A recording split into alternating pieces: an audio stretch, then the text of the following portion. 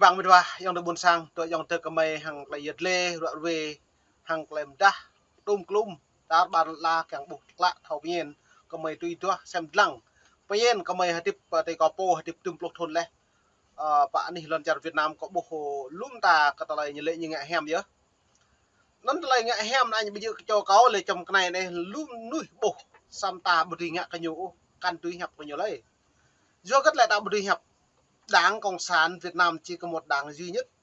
Đó là Dân nó nói tôi đã này như lại chống tham nhũng, chống tham ô. Tôi ý đồ bằng lâu đi, tội bằng thôn ý nét đấy. Để biệm tiền Mỹ. Nó cất ý bộ Đảng Cộng sản nhập lịch này, tôi ý bộ. cho nên bộ Đảng Cộng sản là một loại đảng nhập viện duy nhất. Đảng Cộng sản sẽ có bộ là đảng nhập viện độc quyền, độc hại. Sân cái bộ này sẽ xem rồi này sẽ chủ tịch nước Nguyễn Xuân Phúc mạ bạ ca mô tòa thôn đó lễ do như lễ gắt mộ nhu bồ sĩ mà tôi mừng prang Canada thì Việt Nam là mô mạ nên nhiều liên quan để ta xa biết tòa chủ tịch Võ Văn Thưởng mộ như liên quan như bè chơi như bè prang sẽ chơi bạc casino này xuyên quốc gia lên là nhiều liên quan cơ nhiều công ty bất động sản nó Quảng Ngãi chính đầu tư nên chính nên mấy nghìn tỷ sẽ nên thất thoát lên là sẽ ngã mà rồi hình sẽ cái chủ tịch nước chủ tịch quốc hội Vương Đình Huệ như nào thì Trung Quốc lại biết bằng Trung Quốc sẽ ngã trợ lý nhú Phạm Thái Hà nè chứ ngạ làm thất thoát bạc nhà nước mà ta khai léo nè Phạm Trung Kiên 42 tỷ chuyến bay giải cứu 54 bị cáo lâm nền toàn là chức cao mà này có đọc về dòng tết là sau đó sẽ xì lưu bình dương như là công chức nhà nước bị thoái hóa biến chất xem tài sản người khác là chiếm lợi phẩm của mình là một. Thứ hai như là không có đạo đức, làm gì có đạo đức, đạo đức thì có, làm gì có đạo đức. Sẵn chi chàng bụi nần bộ nên sẽ bộ chi chàng bụi nhiều ngạ nên sẽ tớ ban chất như tớ ta nọc na không san Việt Nam này nhưng mà mô hồi lộ mô thâm ô mô thâm nhưng nhưng bây giờ không đang không san đó nhưng play chỉ cái nó để trình cái đó giúp ban chất nhá đang không san phải thâm nhúng thâm ô hồi lộ nên là như thế là ấy lăng này câu đọc thứ tự Nguyễn Quang Linh trợ lý phó thủ tướng 7 đến 8 năm tù nhận hối lộ 4 tỷ đồng đã nộp 4 tỷ đồng như tên này cái vụ chuyến bay giải cứu này cái vụ chuyến bay cứ kiểm sát nghiệm này này có đọc này lưu đây này lưu này nhiều liên quan lưu đây này nó mà này hối lộ mà này nên là Phạm Trung Kiên Nguyễn Thư Ký Thứ trưởng Bộ Ngoại giao bên này đét ô 42 tỷ 42,6 tỷ họ làm nần nhiều 253 lần hối lộ hiểu không ạ lẽ cho nên Vũ Anh Tuấn nguyên phó phòng phòng tham mưu hiểu không ạ quản lý xuất nhập cảnh này 27 tỷ 3 sân trên lưu để bộ tớ rắc đây là lưu ya to nè như bè Nguyễn Thị Hương Lan chức vụ như là nguyên cục trưởng cục lãnh sự Bộ Ngoại giao vậy hiểu không ạ nên là tớ ta nên Đảng Cộng sản như bộ hối lộ như bộ thâm nhũng nhiều bộ là như bè cướp đất nhiều không phải là Đảng Cộng sản phải là bản chất Đảng Cộng sản phải hối lộ này bản chất Đảng Cộng sản phải thâm nhũng này bản chất Cộng sản này phải như bè cướp đất này nên là đó là bản chất của Cộng sản thật sự sẽ lưu bình dương như là tôi lại như bình dương là tới Đảng Cộng sản là nhiều thâm nhũng thâm ô nhiều không có đạo đức để trình nhiều là phản bội nhiệm vụ Đảng còn bây giờ còn mình đúng theo con nghĩ là nếu mà Đảng Cộng sản nhưng mà bản chất Đảng Cộng sản thật sự nhiều phải hối lộ ít lăng cái vụ như bè chuyến bay giải cứu vụ test Covid cái Chu Ngọc Anh, nguyên Bộ Chủ tịch Hà Nội, lẽ nên cái Nguyễn Thanh Long, nguyên Bộ Y tế Hà Nội. Cả lẽ như bây nên công ty như bây bất động sản Quảng Ngãi là lũ cái vụ khác nhau cái vụ như bây bà Trương Mỹ Lan này làm nên 80 mấy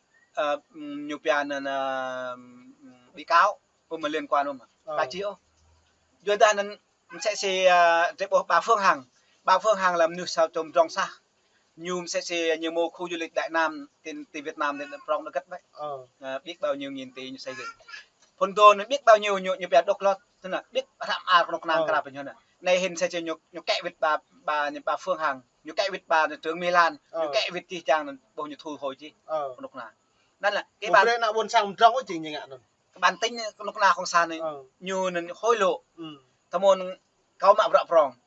chàng lần này chàng ngạ công ty cái chàng vợ cái chàng ngạ ra cầu công ty lại hối lộ nên việc rác nên lẽ ngạ xem trong xa là rồi tên grip ngại dâng nên là đó là bản tính bản chất của nào cộng sản tới đây như không hối lộ không tham nhũng không như về nên tranh giành chức vụ sẽ xin không lợi dụng chức vụ của quyền hạn là không như về xâm chiếm đất đai cướp đất đai là không phải là cộng sản phải cướp đất đai phải như về nên lợi dụng chức vụ phải như về nên hối lộ đưa hối lộ nhân hối lộ là như thế đó là bản chất của cộng sản tôi sẽ có bốn năm của do là luôn nhất là bộ này ta lệ tôi hàng cộng sản nó vật nửa nghèo cả cái mà tầm mình bình tồn đấy bình tội ấy nhập thời nhạ phọ đấy nhập thầm dùng thầm ôn đấy à này rạ này tôi đã bôi mò rạc lấy hàng này bình cưới bình đại sứ bình tổng lãnh sự này bình công chức này công chức ti bình prong bình cưới không nát sốc thầm dùng thầm ôn này cái tâm người dân thường là thầm ô tôi sẽ ban năm sau tôi sẽ lưu bình như vậy có chức vụ mới gọi là tham nhũng được như tham nhũng đang độc lọt nhỉ tôi tại em mua chức vụ lấy vào độc lọt này lấy vào chẳng này năn chi chàng bùa cái độc na cộng sản Việt Nam là tập người trẻ tài nguyên sẽ mở bố mà nhung kram mà nhung về cơ sở hạ tầng cầu cong bệnh viện nhà trường sẽ xì bệnh viện sẽ xì chợ ráy bố mộ người nằm la nằm liệt bên ngoài lên nên tôi đọc thành phố Hồ Chí Minh ở chân bẹ ngập bẹ sẽ xem thì nên chân cái chủ tịch Vương Đình Huệ chủ tịch cái vô thượng nào thì nó tar nọc thì nên nọc như bây nên ít đã nên như nào có bạc nguồn Oria đang đầu tư sẽ cũng như đừng bớt sum thảo nhau biết nạc là làm nước ngoài đi ăn chơi sang đi buôn sang đây được pa mro nên chương trình như bây 134 135 thì nên thực hành như loại là ngạ sang 50 triệu làm nên sang soạn nhà tạm đang có 100 triệu cuối cùng nên chỉ như lại nên nhu nhá bổ tạo điều kiện công ăn việc làm cho bà con để ổn định gia đình được cuộc sống để làm ăn mà thậm chí là có 10 triệu đốt soạn nhà tạm đốt cuối cùng chuyên sang là đóng mạc là mạc soạn nhà tạm nhà tình như ấy bộ dân nách sẵn dân có độc nào không sàn này do nó tạo bổ lùm ta đã này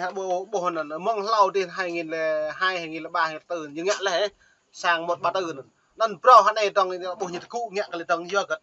nặng buồn sang đặc tang chỗ rồi nào lên trong hắn này lợn lai nhật thâu lợn la đâm đi người trong ngạn sang với nhưng mà ban chất mình nhầm ban chuyện nặng buồn sang đấy chứ lên nhưng mà rúp nhá bia quốc tế nhìn nào mày ngạn pì này mày thì rúp nuôi nặng buồn sang như thằng bố pi bằng pro nhưng ngạn sang là lợn cái nhà bạn pì này cho nên thậm chí bờ plei pla đấy buồn sang mình nhiều thế chấp như phải vay về thế chấp lần sang mà rồi một lần 50 triệu nhiều đầu tư sẽ xì như về bạc xoan nhà tạm nhưng mà trong đó là bạc sang cái 100 triệu nó về bạc là thế chấp sau đó cho nên chi chàng nhiều nếu bạo cạo thì quốc tế như lại xin lại 100% nhiều đủ nhiều sao như lại sẵn buồn sang ta nên tôi sẽ còn có bờ mạng nhân mã tới đây giói khăn hậu khăn hắc có bề e ngạ là mà pro triệu này chất lượng nền móng là nên cho hoàn thành một căn nhà bảo đảm an toàn đấy còn là thuộc tụm đất có chẳng còn một chẳng có nhân mà 50 triệu mà còn bỏ tiền ra cuối cùng mà nhiều 50 mà tài 50 mới coi như chọc rúp nó bạc nhiều số chuyện cả sang 50 vẫn 50 không ra để không ra trò gì hết sang ít nhất 150 200 sẽ đón dòng để buồn sang ta bồ đạ này lại doan bây giờ pro này nặng buồn sang đó lệ nó nào lệ vô rất là hồi lệ ta hụi cái gì xa tua đóng ta lệ lu cái nhua lại ta nào hàng lại hư hàm cái ta pu ta bắt thọc ran ú khử dọn nhưng ngạ cái tam nách rim cho nạ buồn sang đi gà ta này wat chinh chê đẹp na pi pang ta thao xe lu dọn bộ hẻm ô sao mà vô cất là thao mới nhiều bộ hẻm vô cất lại ta budi về đoạn ô vô cất bắt ta budi cái tầng vô ta các bảng lại cùng cột vô ta các bảng lại loại cũ ta bắt thao beli ở tràng ta pu mong hãy cho đấy ngạ chặt mà lần lan là ai nhớ về nhau như vậyแต่มาlần cầu hắn này là mạng lần tí kia đi là mạng lần nhiều đừng nhiều mà thao hết rồi bùi dọn như bông màu phần nôm làm hai cho nhà chặt nằm pít lại tâm nào dọn tôi nói có bùi dọn sắp lại chỉ về là độ các bạn mong đêm ấy một thầu lại phim gốc rong pleng gốc neo bờ độ bờ thai bờ thai mà neo bờ mi cả bờ mi mà dọn nó dọn được bột sáng nên mày độ bột phim nít mông chênh càng là bột chặt học đi mệt vạ ta bậc tư nữa ta bậc hil ta rất tôi mời lệ lu vật là rồi ta cho dọn ít là dưa cất là tạo một đi cùng cốp ông nhẹ cái dọn lại dưa cất tạo một đi về đoạn lại dưa nó nhận được buồn sáng dưa là nập nửa ta nặc lê cả ta nhiều kiên tị mày blue hình ta này mày chẳng phải thâu cái bản chất nọc na cộng sản Việt Nam rằng chẳng phải thay đổi cái chế độ cộng sản này chế độ cộng sản như vậy chế độ độc tài chế độ độc quyền chế độ độc hại rằng phải lui hệ chế độ này nào về chế độ tư bản nào chế độ tư bảnนั้นá các lệ lượng nè các lệ nào có lẽ là con nóc na là po này hối lộ po thì lên án sẽ nhiều một tua đáng nên đang cộng sản sát đáng rồi nên em bảo mà nhiều nên ít lăng vậy epoch về là chuyến bay giải cứu lên nên